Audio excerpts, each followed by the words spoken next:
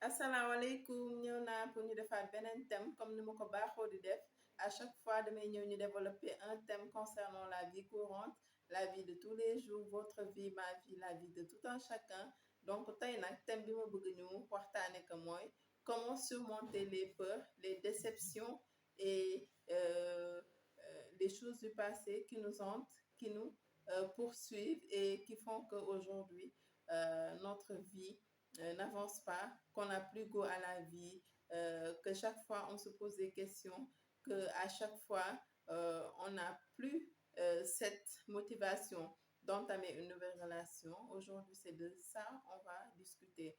Donc, avant de commencer le thème, je vous invite à vous abonner à la page, vous abonner aussi à la chaîne YouTube Fabi Ndiaye, allez liker, partager les vidéos pour que YouTube les référencie dans le moteur de recherche et que la chaîne soit connue pour un maximum de personnes et que aussi que ces vidéos puissent aider des personnes qui sont dans une souffrance quelconque ou qui sont concernées par le thème que je développe. Donc voilà, que chacun s'y retrouve, que je puisse aider des personnes à sortir de cette douleur qui les hante et qui les tue à petit feu. Donc, sans pour autant tarder, on va commencer. Comment soigner les douleurs du passé, nos peurs et les déceptions pour avancer, pour construire une nouvelle vie. Il faut savoir qu'il y a beaucoup de personnes qui n'avancent pas dans leur vie ou bien qui ne veulent pas entamer quelque chose, soit parce qu'ils ont vécu des déceptions dans leur passé, soit parce qu'il y a des choses qui leur font mal, elles ont été détruites au plus profond d'elles. On a touché à leur amour profond et c'est ça qui fait qu'ils ne peuvent pas être déterminés dans ce qu'ils font. Et c'est ça qui fait qu'ils sont tristes toujours, qui n'ont pas ce goût de la vie, qui n'ont pas cette joie de vivre, qui n'ont pas cette motivation pour prendre en main leur destin. Donc c'est de ça on va parler aujourd'hui ndax bëri na nit yi nga xam ne tey seen àdduna amatul sens boo leen waxee ñu ne la ils croient plus en l'amour et bëri na fi par exemple quand tu parles d'une relation épanouie hein,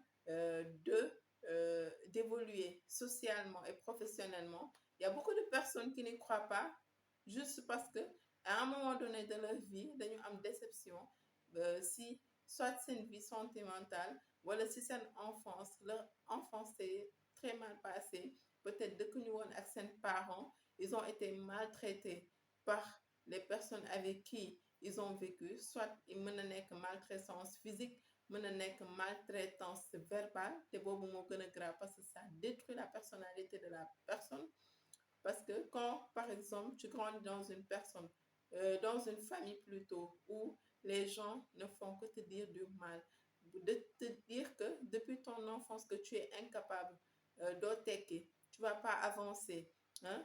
Tu ne représentes rien. Les gens ne te font pas avoir cette confiance qui va t'amener loin dans la vie. Quand on te dit toujours que dans des fenn, tu es incapable, tu ne peux pas réussir. Donc, si tu n'es pas fort psychologiquement et à cet âge aussi, un enfant ne peut pas avoir cette force quand même de pouvoir avancer, de pouvoir croire en lui, de pouvoir avoir cette confiance en soi. Parce que c'est une personne vulnérable, un enfant est vulnérable. Il ne peut pas avoir ce courage aussi de dire que je vais réussir si on ne le met pas dans sa tête à bas âge, qu'il est capable de réussir, qu'il est capable d'affronter le monde, qu'il est capable d'être le premier de sa classe, il est capable de faire ça, ça, ça. Parce qu'il y a des parents aussi, même si l'enfant a grandi avec ses parents, il y a des parents qui détruisent leur enfant sans le savoir parce qu'ils n'encouragent pas leurs enfants à persévérer. Ils ne disent pas à leurs enfants que vous êtes capable de réussir, que vous êtes capable d'être premier de la classe, parce que le premier de la classe n'a jamais été le plus intelligent, c'est la personne qui a été accompagnée, la personne qui a été encadrée, la personne à qui on a mis une certaine confiance en elle, qui lui a permis de réussir, qui lui a permis de se mettre très tôt dans la tête que elle est capable ou il est capable d'être au devant, il est capable et il doit être toujours au devant. Donc, si nous, dans notre éducation, on ne nous a pas euh, assez motivés, on a fait que nous réduire au néant, on a fait que nous décourager, même que de nous montrer qu'on est toujours incapable, que c'est les autres qui sont capables de réussir. Donc là, on n'encourage pas l'enfant à persévérer. On met dans la tête de l'enfant qu'elle est inférieure ou qu'il est inférieur par rapport aux autres. Et ça détruit l'avenir d'une personne. Moo tax dee leen am habitude à accompagner vos enfants, à leur montrer que ils doivent ou ils peuvent être meilleurs dans tout ce qu'ils font, que le premier, qu'ils sont intelligents, qu'ils peuvent être toujours premiers, qu'ils peuvent être toujours devant, qu'ils peuvent toujours réussir, que leurs camarades ne sont pas plus intelligents qu'eux, ne sont pas mieux qu'eux, peut-être que ces personnes ont été mieux accompagnées et il faut accompagner vos enfants, soutenir vos enfants, les écouter surtout, parce qu'il y a beaucoup de parents qui n'écoutent pas leurs enfants. Dañu naan rek ki xale la, c'est un enfant, il connaît rien. Quand l'enfant parle même, les parents n'écoutent pas ce qu'ils disent. Et ça freine euh, le développement de l'enfant, ça met un frein à la confiance euh, de l'enfant en lui-même. Il faut prendre le temps d'écouter vos enfants. Moi, je dis qu'il faut avoir l'habitude de parler à vos enfants comme si vous parlez à votre ami. L'écouter. Parce que quand on écoute une personne, on lui donne une confiance en elle. On lui permet de s'exprimer. On lui permet de partager des choses. Mais quand, par exemple, à chaque fois qu'un enfant parle, tu lui dis, et on appelle tais-toi, dégloue-moi, va jouer et tout, on amène l'enfant à ne pas s'exprimer, à ne pas extérioriser ses sentiments, à ne pas extérioriser ce qu'il a envie de partager, à ne pas développer son intelligence en quelque sorte. Donc, apprenez à écouter vos enfants, à discuter avec eux pour savoir ce dont ils ont envie, ce qui leur fait plaisir, ce qui leur fait mal, parce que l'enfant est un être humain comme nous. Donc, nous devons les écouter, les accompagner, leur donner une confiance en eux, leur donner surtout de l'amour. Maintenant, ici, c'est en Afrique, au Sénégal, que on câline pas nos enfants. Si vous voyez par exemple en Occident, ils prennent le temps de câliner leurs enfants, de faire des bisous à leurs enfants, d'embrasser leurs enfants, de les mettre contre eux. Mais en Afrique, ce qui est dommage, c'est que on n'a pas cette proximité avec nos enfants. On pense que bébé renga wara câliner, c'est un bébé juste que tu dois mettre sur ta poitrine, que tu dois faire, à qui tu dois faire des bisous, alors que l'enfant, il a besoin de ça. Il a besoin de ça. Même si ton enfant a 10 ans, 12 ans, 13 ans, il a besoin de cet amour maternel, il a besoin de cet amour paternel, il a besoin de se sentir en confiance. Ayez l'habitude de serrer vos enfants, de leur faire des bisous, d'être à proximité, que cette chaleur maternelle ou paternelle, c'est ça qui va faire qu'ils vont avoir confiance en eux, cet amour que vous leur fournissez, à discuter avec eux, à jouer avec vos enfants, à rigoler avec vos enfants. C'est des choses que les gens banalisent parce qu'ils se disent que c'est rien et que c'est aussi important dans l'épanouissement, le développement et la confiance de l'enfant. Et l'habitude de câliner vos enfants, de jouer avec eux, d'avoir une complicité avec eux, c'est important. Ayez une complicité avec vos enfants. Voilà. Parce que ñun Sénégal li ñu xam ci xale rek mooy dóor yuuxu saaga. Arrêtons ça. Arrêtons de crier sur nos enfants, de taper nos enfants. En Afrique en général, c'est seulement ça, ces relations qu'on cultive avec nos enfants. Quand ils parlent, on leur crie dessus, on les écoute pas, on les tape, on ne prend pas le temps de discuter avec eux, on les renvoie dans la rue à chaque fois aller jouer dehors, vous me dérangez. Donc, nañu moytuloo s'il vous plaît. Ayons une complicité avec nos enfants. Écoutons-les, discutons avec eux, soyons leurs meilleurs amis.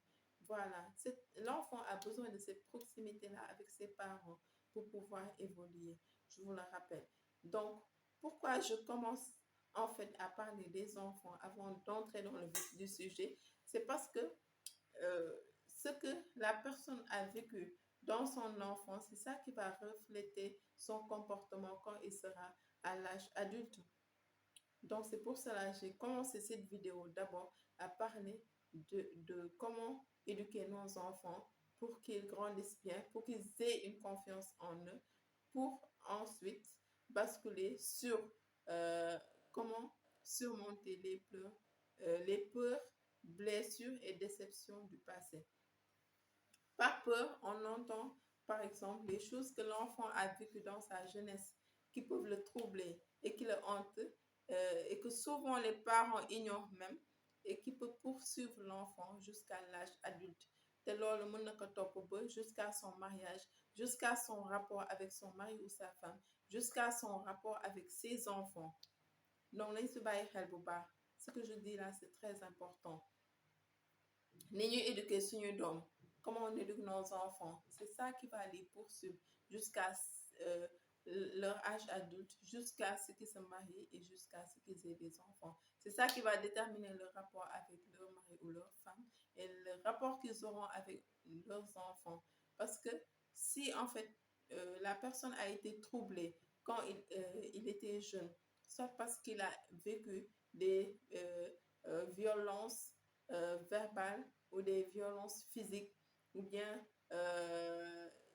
il a vécu pire que ça peut être un viol dans la maison même où il a grandi, alors que son père, sa mère, peut-être n'est même pas au courant, ça poursuit la personne toute sa vie.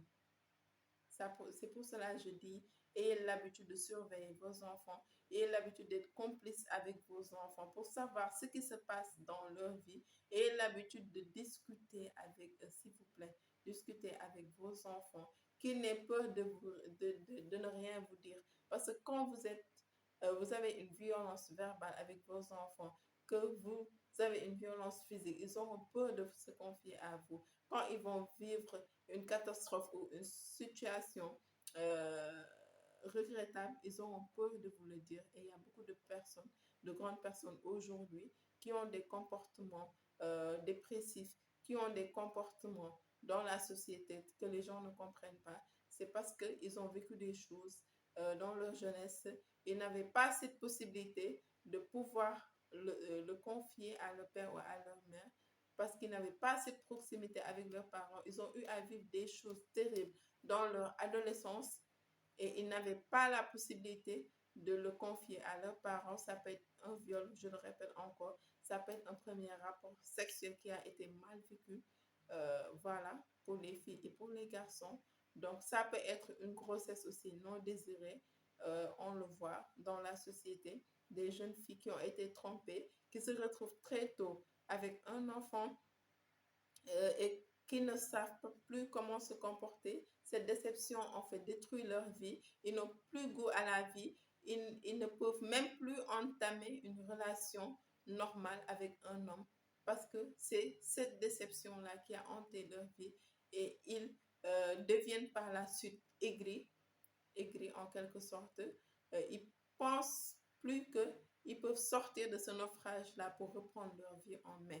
Il y a combien y en a-t-il de filles comme ça, de jeunes filles qui ont été trompées peut-être à l'âge de 16, 17 ans, ou moins que ça, à l'âge de 13, 14, 15 ans. Et aujourd'hui, qui ont la trentaine, qui ne peuvent pas entamer une relation normale avec un homme parce que chaque fois, ils ont cette peur d'être trompés plutôt. Ils ont cette peur de revivre la même chose.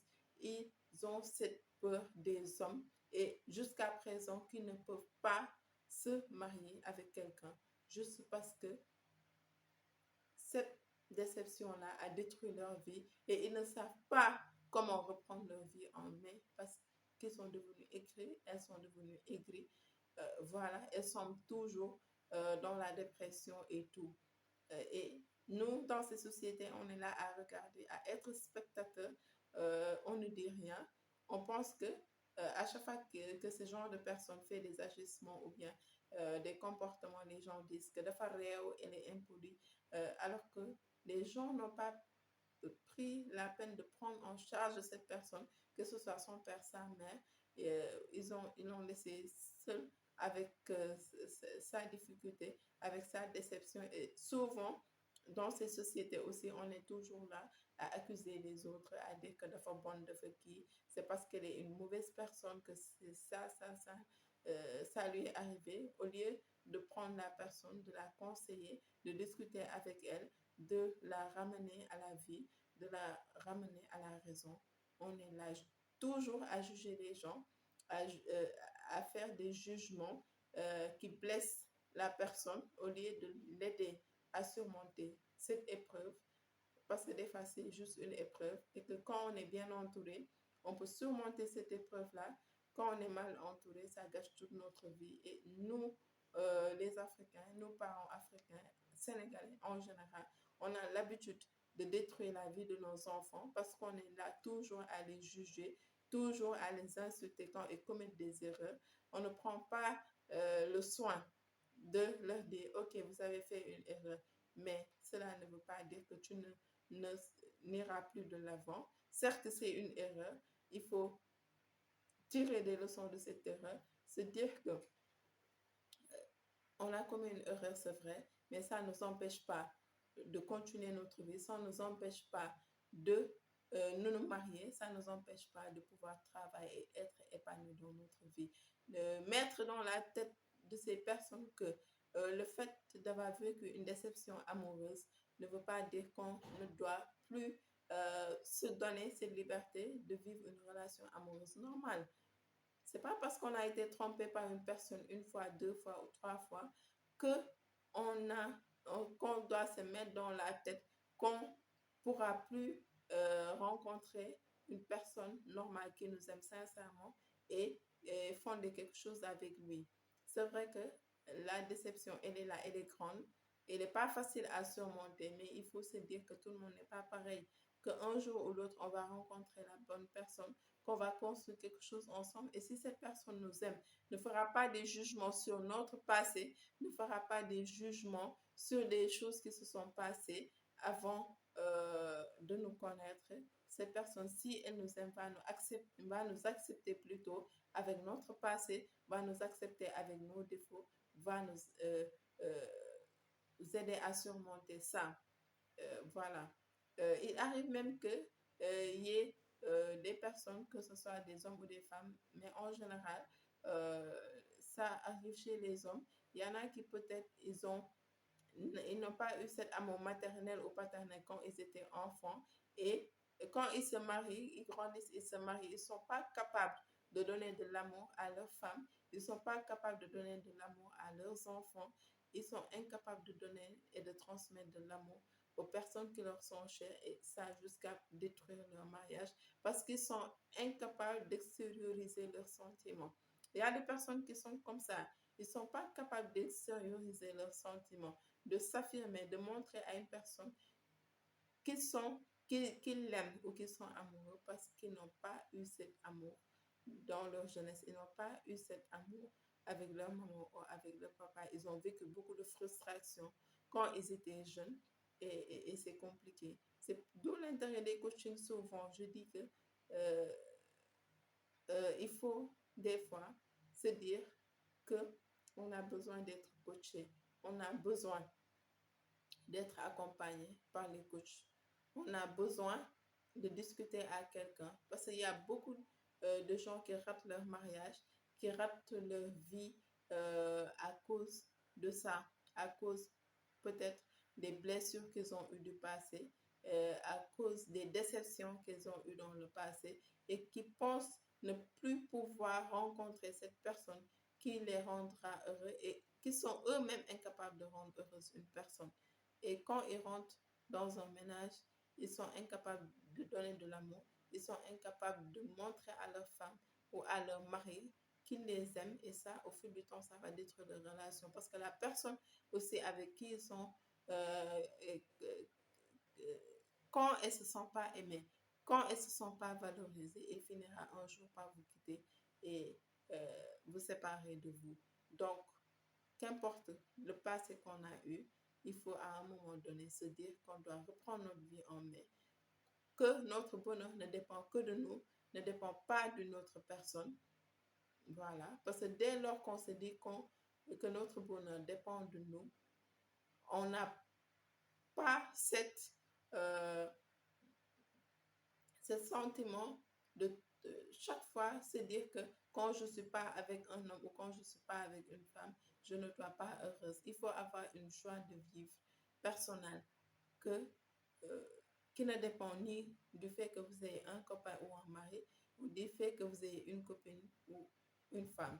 Donc, prenez votre vie en main. Dites-vous que quoi que vous ayez pu vivre dans la vie, vous avez droit de reprendre votre vie en main.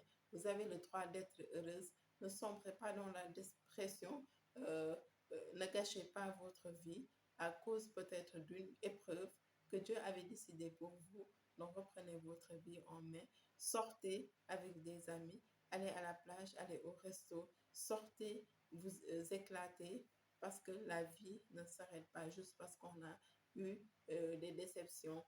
Parce que c'est des épreuves que, qui arrivent à tout le monde. Et ne pensez-vous ne pensez pas que vous soyez les seuls à avoir des problèmes. Chacun vit avec ses problèmes, mais c'est la manière dont chacun gère ses problèmes qui fait la différence.